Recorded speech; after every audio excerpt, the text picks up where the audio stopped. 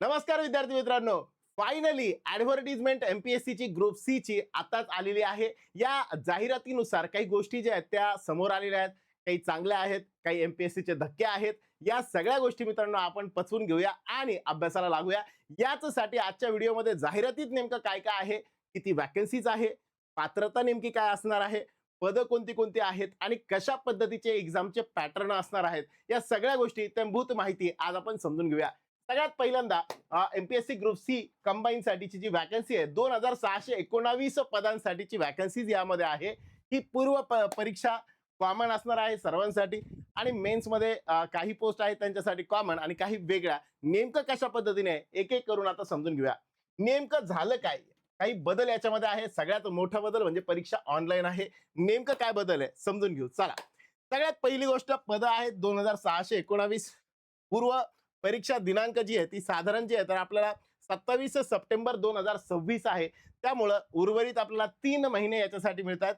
27 जून पासून आपण फॉर्म भरायला सुरुवात करू शकतो आणि 17 जुलै ही लास्ट डेट आहे फॉर्म अप्लाय करण्यासाठीची, म्हणजे 20 दिवसांचा कालावधी यामध्ये मिळतोय. मग सर याच्यामध्ये या जाहिरातीमध्ये पद कोणती कोणती आहेत, काय काय आहे, एक एक करून. सगळ्यात पहिल्यांदा लिपिक टंकलेखक पद आहे. साधारण 1864 वॅकन्सीज याच्या आहेत आणि बऱ्यापैकी वाढल्या जातील याची शक्यता आहे. मंत्रालयातील असतील किंवा अजून जेवढे काही पद आहेत राज्य शासनाच्या अखत्यारीता त्या वेगवेगळ्या डिपार्टमेंटमध्ये लागणारे लिपिक आणि टंकलेखक यांच्यासाठी सामायिक परीक्षा होणार आहे आणि त्या सामायिक परीक्षेसाठी 1864 एवढी रिक्त पदं आहेत जी भरली जाणार आहेत. सोबत एएमव्हीआय आरटीओ म्हणजे साधारण आरटीओ साठीचे 461 पदं आहेत. कर सहाय्यक त्याला टॅक्स असिस्टंट म्हणतो आपण 282 पदं. उद्योग निरीक्षक 9 पदं आणि तांत्रिक सहाय्यक म्हणजे टेक्निकल असिस्टंट जे आहे त्याचे 3 पदं साधारण या ठिकाणी आहेत. आता यामध्ये जागा बघितल्यानंतर काही जणांची शक्यता अशी आहे की काही जण असं बोलतील की जागा खूप कमी आहेत, फॉर्म भरून काही फायदा नाहीये, एवढ्या कमी जागा कुठं असतात का. 2026 मध्ये तर बऱ्याचशा अशा कमेंट येतात की 2026 हे तर फक्त सांगितलं जातंय, बोललं जातंय, पण रियालिटीमध्ये तेवढ्या व्हॅकन्सीज येत नाहीये. पण मित्रांनो, ह्या सगळ्यांवरती विचार करत बसण्यापेक्षा सत्य काय, सध्या जरी जागा कमी दिसत असल्या तरी भविष्यात त्यात मोठी वाढ होण्याची शक्यता आहे, कारण सगळे डिपार्टमेंटसाठी कॉमन आहेत. कमी जागांचा विचार करून फॉर्म न भरल्यास नंतर जागा वाढल्यानंतर पश्चाताप होऊ शकतो. तेव्हा तुम्हाला परत फॉर्म भरता येणार नाही, परत एक्झाम देता येणार नाही, कारण ही एक्झाम झाली, पूर्व परीक्षा झाल्यानंतर मग काय. पुढे जाऊया. मोठे बदल नेमके काय काय. 3 मोठे बदल झाले. सगळ्यात पहिल्यांदा एक्झाम पॅटर्न मध्ये 3 बदल आहेत महत्वाचे. पहिला बदल आहे बघा, परीक्षा ऑनलाईन होणार आहे, आता ऑफलाईन नाही. आता याबद्दल मला पण काही कळलं नाही की नेमकं का असं होतंय, काय कारण आहे या गोष्टीचं. कारण एमपीएससी ऑफलाईन पद्धतीमध्ये सगळं काही सुरळीत चाललेलं आहे. मग अशा केसमध्ये अचानक ऑनलाईन का, हा तर एक विचारण्यासारखा प्रश्न आहे. माननीय आयोगाचं काय डोक्यामध्ये आहे आपण काही विचार करू शकत नाही, सांगू शकत नाही. या प्लॅटफॉर्मवरनं आतापर्यंत आपण म्हणजे आयोगाने चांगलं काम केलं असेल तर कौतुकच केलंय, पण खरंच हा निर्णय कुठेतरी विचार करण्यासारखा वाटतोय की ऑनलाईन का, ऑफलाईन का नको. याबद्दल थोडंसं साशंकता आहे. पण ठीक आहे, आता आता आपण त्याच्यावरती खूप जास्त विचार करण्यापेक्षा मी म्हणल यावरती जास्त काही विचार करण्यापेक्षा मेन फोकस आपण अभ्यासावरती असावा.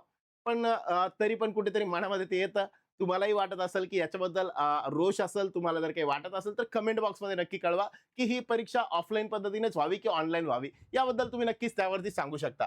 पुढे परीक्षा वेगवेगळ्या सत्रांमध्ये वेगवेगळ्या शिफ्टमध्ये होणार आहेत. जसं की आपण बघतोय ऑफलाईन पद्धतीमध्ये एकाच शिफ्टमध्ये एक्झाम व्हायची आणि आन्सर की आल्यानंतर त्यावर अंदाज लावता यायचा. इकडे परीक्षा ही वेगवेगळ्या शिफ्टमध्ये होणार आहे. जर शिफ्टमध्ये झाल्या तर नॉर्मलायझेशन हा प्रकार आहे. नॉर्मलायझेशन प्रकाराबद्दल आतापर्यंत आपण सरळ सेवेमध्ये पण बरंच बघितलंय. म्हणजे पार परीक्षा 200 मार्कांची आणि 202 वाले नॉर्मलायझेशन. आय थिंक ह्या सगळ्या गोष्टी आपल्याला नवीन नाहीये. आणि मग असं जर होत असेल तर त्या केसमध्ये कुठेतरी संभ्रम निर्माण होण्यासारखा आहे. म्हणून थोडंसं याच्यावर आयोगाने, माननीय आयोगाने सुद्धा विचार करावा.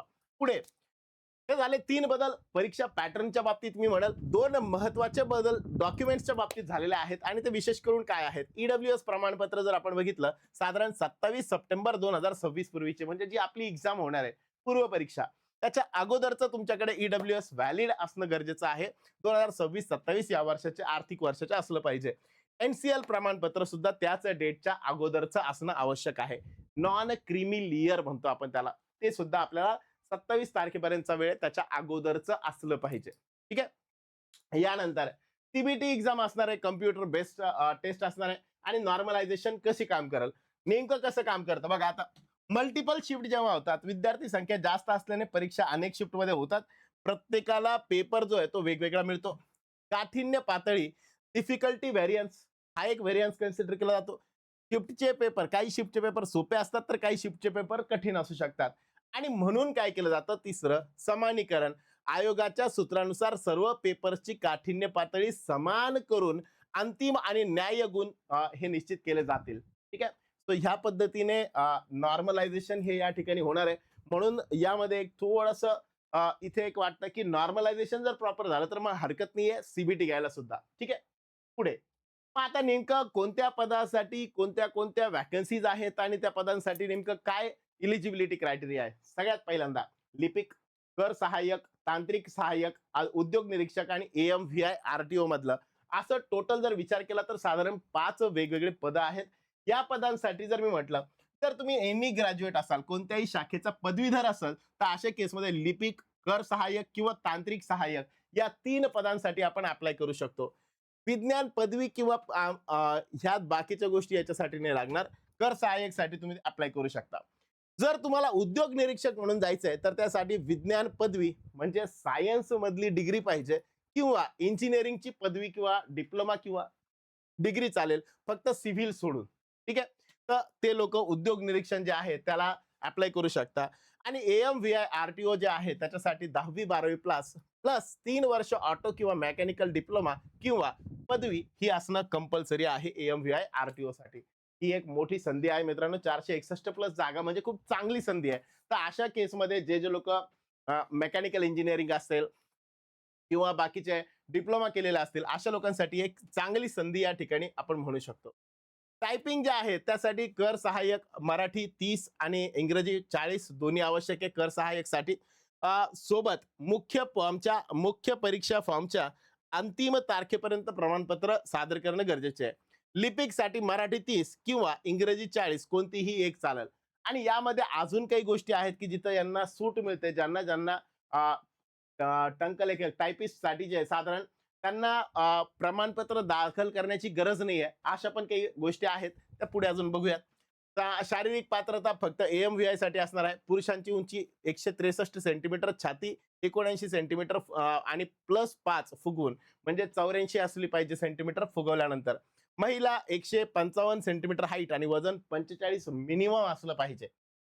आता या उमेदवारांना टंकलेखन प्रमाणपत्राची अट नाहीये. कोण कोणते? ज्यांना भूकंपग्रस्त मध्ये आहेत, दिव्यांग व्यक्ती आहेत, अनाथ आहेत, पदवीधर आहेत, प्रकल्पग्रस्त किंवा माजी सैनिक, ह्या लोकांसाठी टंकलेखनसाठी म्हणजे टायपिंगचं सर्टिफिकेट कंपल्सरी नाहीये.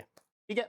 आणि याच्यात वाचताना अजून काही गोष्टी लक्षात आल्या की काही म्हणजे लिपिक टंकलेखक जे आहे त्यामध्ये कर सहाय्यक साठी साधारण या ठिकाणी मुभा ही पण देण्यात आली की 4 वर्षापर्यंत तुम्ही काम करत असताना सुद्धा ते सर्टिफिकेट जे आहे ते सादर करू शकतात. तर याबद्दल 2 गोष्टी ह्या महत्वाच्या. आता येऊ आपण वयोमर्यादेवरती. वयोमर्यादा खुला प्रवर्ग 19 मिनिमम असलं पाहिजे, 38 मॅक्झिमम असलं पाहिजे.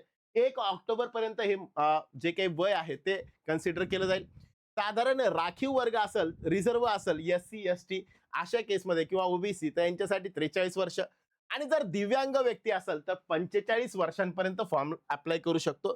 सॅलरी रेंज जर बघायची झाली तर लिपिक आणि कर सहाय्यक 30 ते 40 हजार अंदाजाने आणि उद्योग निरीक्षक किंवा AMVI 50 ते 55 हजाराच्या आसपास मंथली सॅलरी जी आहे ती जाते. आता येतं अभ्यासक्रम नेमकं कशा पद्धतीने असणार आहे आणि परीक्षेचं स्वरूप कसं असणार आहे. तर बघा 4 पदांसाठी सामायिक मुख्य परीक्षा होणार. 400 गुणांची, 200 गुणांचे 2-2 पेपर. इथून सुरू झालं टप्पा पहिला.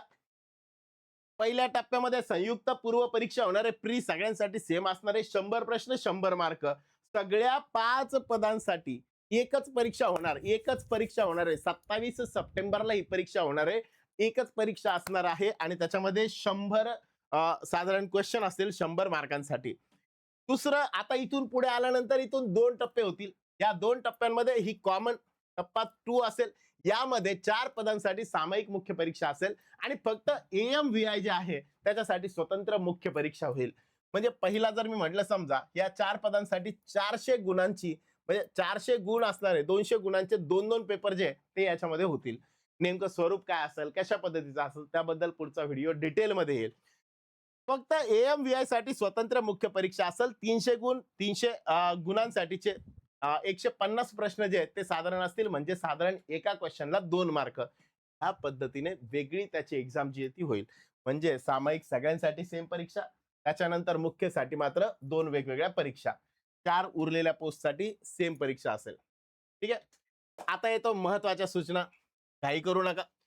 सुरुवातीचे 7-8 दिवस थोडंसं थांबलं पाहिजे. प्रोफाईल प्रॉपरली क्रिएट करा, जे सगळीकडे व्हॅलिड राहील. त्याच्यानंतर तुम्ही दिलेल्या पत्रव्यवहाराचा पत्ता करस्पॉन्डन्स ॲड्रेसवरती अवलंबून राहणार आहे. हे महत्त्वाचं. म्हणजे तुमचा पर्मनंट ॲड्रेस, करस्पॉन्डन्स ॲड्रेस जर वेगळा असेल, तर करस्पॉन्डन्सवरती कन्सिडर केलं जाईल. तुम्हाला पत्रव्यवहार त्यावर होईल. महत्त्वाचा मुद्दा, हे कमी करण्यात आलंय. ही फीस परीक्षा शुल्क ऑनलाईन म्हणल्यानंतर आपण बघितलं असेल आतापर्यंत ₹1000 ₹900 असे असायचे. खुला प्रवर्गासाठी साधारण ₹394, ₹400 म्हणजे जवळपास, राखीवसाठी 294 आणि माजी सैनिक असेल तर ₹44 एवढीच फीस लागणार आहे मित्रांनो. हा थोडासा रिलॅक्स करणारा मुद्दा आहे. तर या पद्धतीने आहे. ओव्हरऑल सांगायचं होतं एवढ्याच गोष्टी आहेत. यानंतर सिलेबस काय असेल, मास्टर टीचरच्या माध्यमातून यासाठी एखादी बॅच आहे का? नक्कीच आहे. लवकरच याच्यासाठी बॅच येईल. तोपर्यंत आपल्या Google Play Storeवरनं मास्टर टीचर हे ॲप डाउनलोड करून ठेवा. तोपर्यंत आणि त्याच्यामध्ये सरळ MPSC सरळ सेवा ह्या ऑप्शनवरती क्लिक करा. तुम्हाला तिथले सगळे अवेलेबल असलेले कोर्सेस त्यामध्ये दिसतील. इथे थांबतो. Thank you. Thank you very much. Good day to all of you.